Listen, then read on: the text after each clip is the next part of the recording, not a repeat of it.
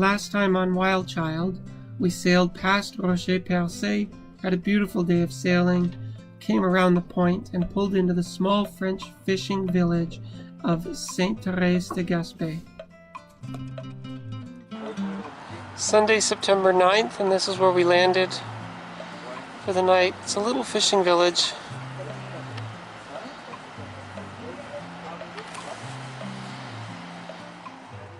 Where we landed for the night on Sunday, September 9th. It's also why chart plotters give you the warning that it's a navigation aid only and you still have to use your own eyes and common sense. Because if you look, it says that we drove right through a wall that isn't there.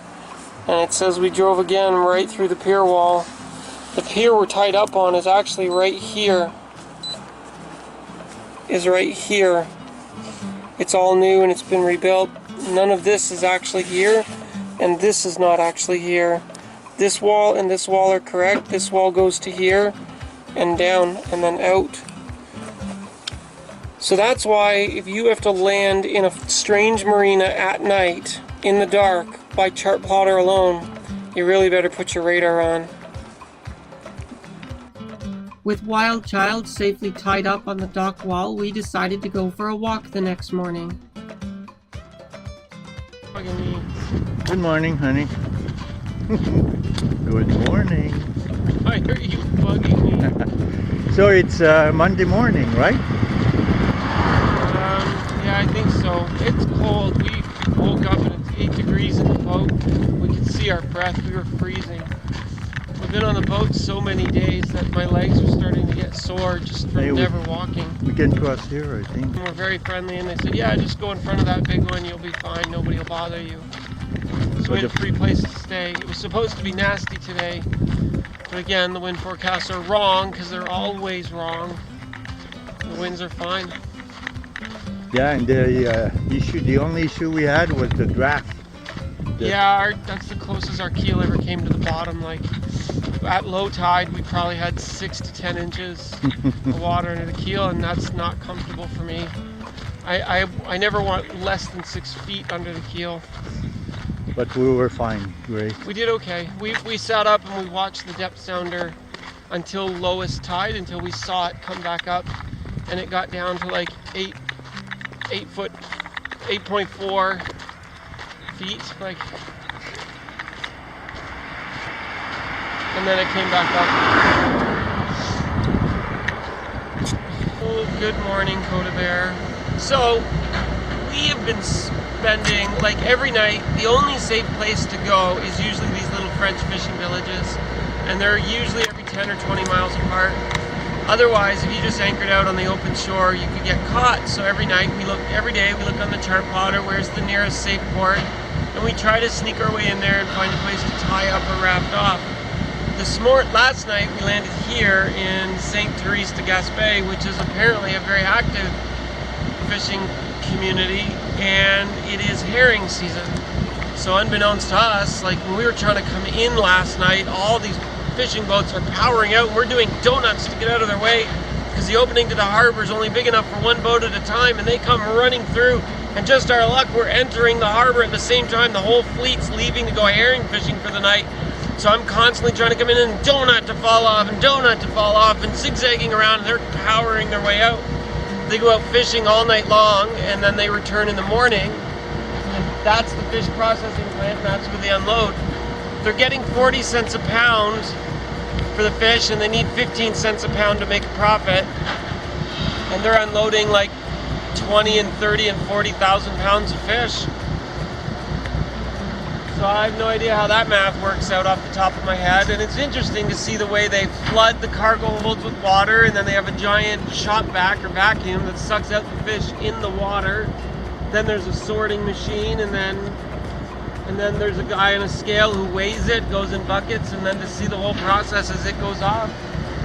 Sort of an interesting way to spend the morning, and here we just wanted to go for a walk to warm up because it's 8 degrees out. It was 8 degrees on the boat this morning. We got to go for a walk, get some exercise, and see something interesting. And the interesting part, there's someone catch tuna of 400 pounds, and that tuna it's $20 a pound, and that tuna is already on its way for Japan. He calls his wife, says, honey, bring the pickup truck. They put the 400-pound tuna in the truck. They'll sell it for $8,000, but it's on its way to Halifax so it can get shipped to Japan. So it leaves here. As soon as it comes, it immediately leaves by pickup truck to go to Halifax, to go to Japan.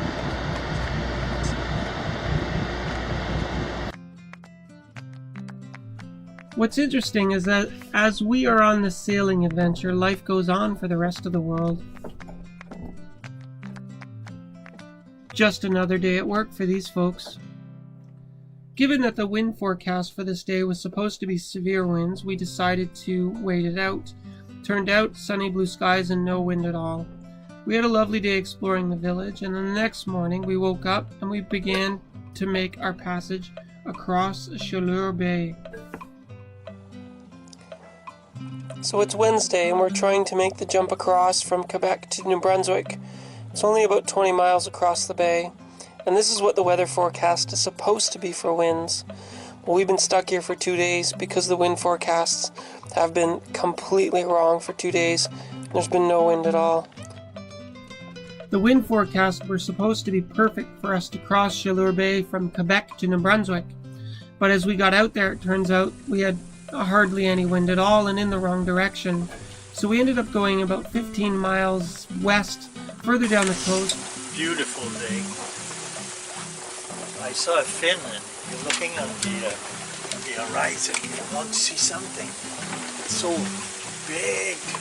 No land there. If you go that direction on port side, let's go to France, England. You can pass right there. And you're looking on the water and then you see a fin. Oh yeah, beautiful. It's so exciting. It's so big and you feel you're so small in that ocean of water. But today it's a fabulous day and I love sailing and I love lakes. We pulled into a little village called Grande Rivière. It was slightly bigger than the place where we were and had better access to facilities. The nice thing is, it was within walking distance of a grocery store. We needed access to a grocery store not only to provision the boat, but several days earlier I had developed a urinary tract infection and I needed gallons and gallons and gallons of cranberry juice.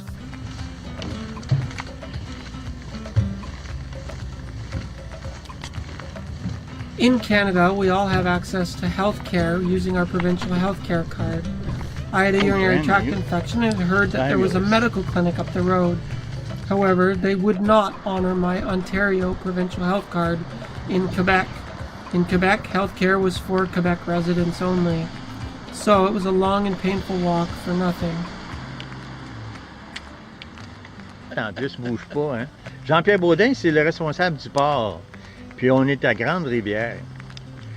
Puis je mentionnais à moi et les nôtres, Jean-Pierre, que les quais sont assez beaux, fait que ça a tout été rénové il n'y a pas tellement longtemps. Good morning. So it's Wednesday, September 12. Oh, so it's September 12. It's been exactly a month. We'll lift the anchor in Port Colborne Sugarloaf Marina. And now we just left, maybe 20 minutes ago, Grande Rivière de Gaspé. So it was a fisherman port, of course. And the dock are in all new installation. The federal government of Canada just invests here $2 million. But it's beautiful. I invite you to stop there and talk to Jean-Pierre. He's the port manager. He used to work for Fishery and Ocean Canada.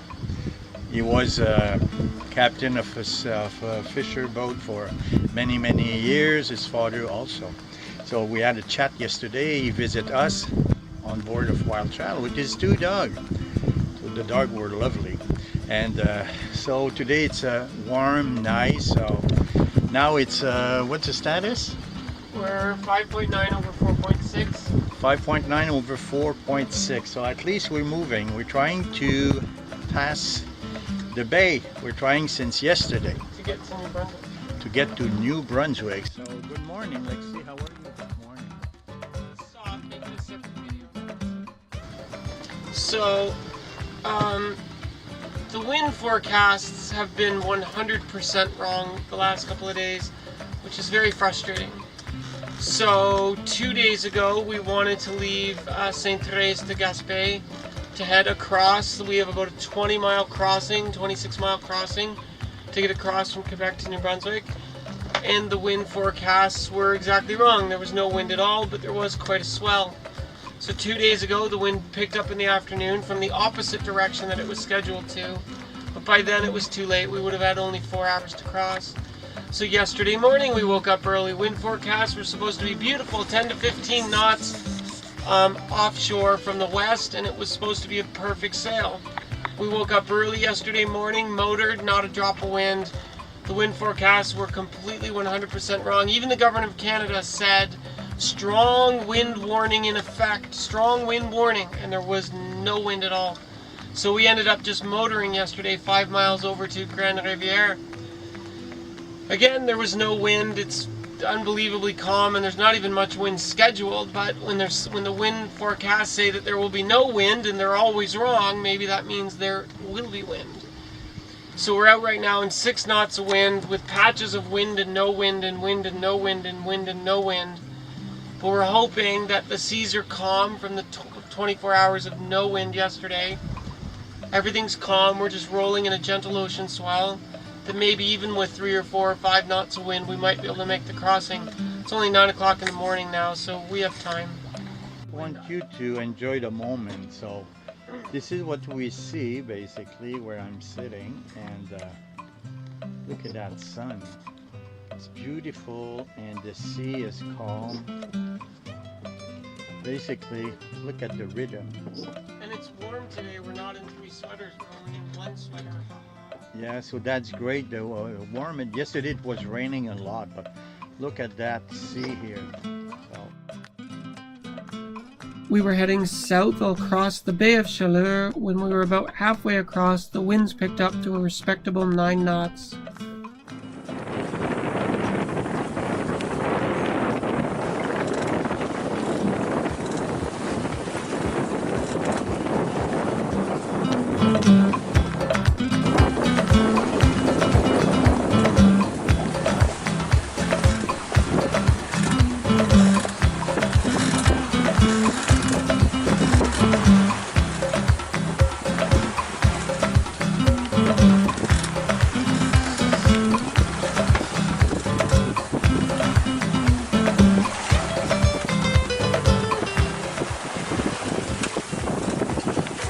And so we made the crossing across the bay today. The winds were favorable. We went from Quebec to New Brunswick, and we're just really on the tip here.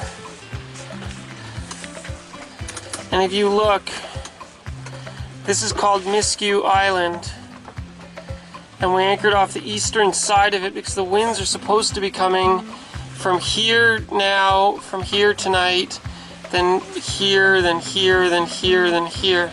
And we're hoping that this is the safe side of the island, but there's no protection.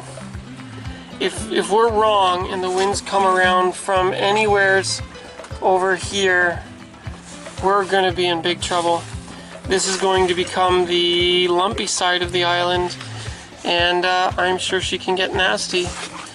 To zoom out and give you an idea as to where we are. Galley slave, the first mate on the boat. As soon as we drop the anchor, and he does all the hard work, I do all the helm work, he does all the heavy work. He dutifully runs down to the galley to begin preparing the 5-star executive meal for his captain. Because it's not a boat, it's a yacht. This is a yacht, and we eat very well on the yacht. He's going to make Indian butter chicken with basmati rice tonight. Yay! So the sun is setting and we just lifted anchor, and those aren't things that you usually do. We asked our friends Craig and Jane back home to look at every available wind forecast for this area that they could find, and they are awesome sailors, so they really understand the information and what they're looking for. And basically the winds all night tonight are going to be steady offshore, south by southwest, just enough that it's actually good sailing conditions all night long. Tomorrow afternoon, though, the wind is going to die. Somewheres in the afternoon or evening, we're not sure. And we have to make it to Miramichi, which is like, I don't know, 60 miles or so. So really the logical decision is to go when the winds are good, which means that we are now going to do a night sail. This will be our first night sail since the knockdown, and to be honest, I'm scared, I'm nervous, I'm very shaken up by the ordeal. Getting knocked down by the invisible hand of God was very traumatizing, and I'm a big chicken inside. But I'm intelligent, I'm brave, I know how to take a deep breath, consulted with my crew, consulted with all the best information that we have. This seems like the safer option rather than getting caught on an exposed sand beach, and who knows what will happen tomorrow. It's better to make miles when you can. So we're reefed. We reefed the Maine, we reefed the Jenny. We're in 11. And we sailed on into the dark after the sun set in nearly perfect conditions with no moon, pitch black, a sky full of stars, using our radar and instruments to guide us. It was actually a lovely night of sailing. We took shifts at the helm and sailed through the night until the sunrise.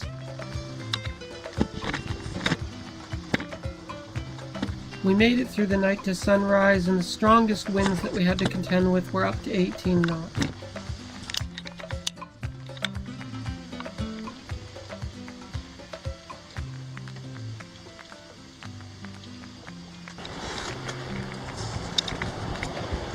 Good morning. So, look at that, sunrise. It's whoop, yep, zoop zoop. Let's see. Okay, now we're talking. I hope so. So it's let's see, it's 1:58, so 13:58, and we were both pretty tired the next day and taking shifts sleeping. Did you hurt your head? But you No? can see from this video footage that conditions were calm all night and really calm the next day. Let's see here. I'll try to fix this better. The winds were pretty light all day, so we weren't going very fast. Miramichi, okay, we're supposed to go to Miramichi Bay to go there, drop the anchor. There's used to have nasty weather and not good weather, influenced by the hurricane in Virginia. So I think, and so instead of going to the Bay of Miramichi, we're going to Point Escuminac. So we're going to Escuminac Point. So we were pretty tired sailors that day, and it's kind of funny listening to Michelle babble. But we sailed all day in calm conditions. We were headed for Miramichi Bay. It was an 80-mile day, but we decided not to go into the bay because that's where the prevailing winds were coming from. We went to the side to Escuminac Point, where there was this tiny little harbor where we could hide off the backside of their break wall for the night.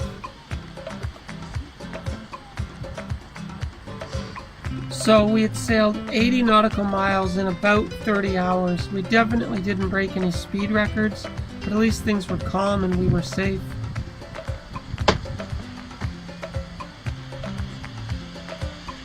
Safe is good.